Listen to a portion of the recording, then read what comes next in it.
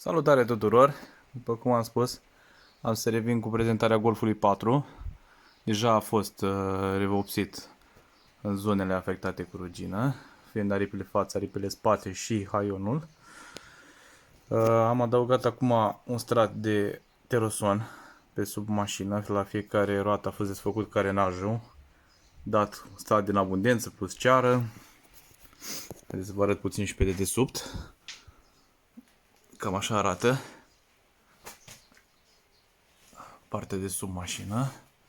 Nu avea rugină nici până înainte, dar prefer să o protejez.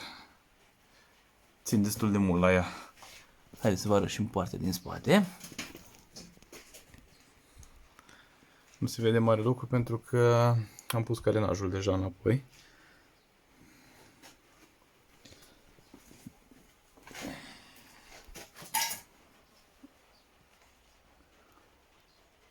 Urmează să desfac interiorul de la portbagaj, să-l umplu de ceară și la uși la fel.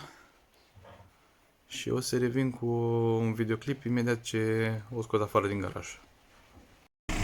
Salutare tuturor! Am scos Golful din garaj. A fost făcut kitul de ambreiaj cu tot cu volantă și o suspensie sport. Haideți să vă fac un video așa mai detaliat cu mașina.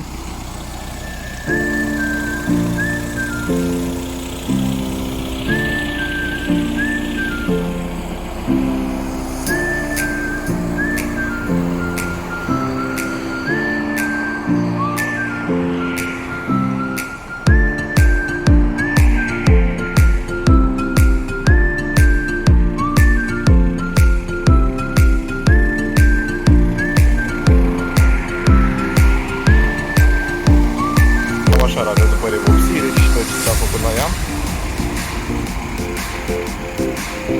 Este un 1.9 TDI AXR, 101 cai.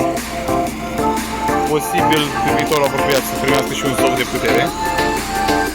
El este Răzvan, cel din mașină, ajutorul meu principal. Va mai apăra în alte videoclipuri când vom mai face modificări la Golf.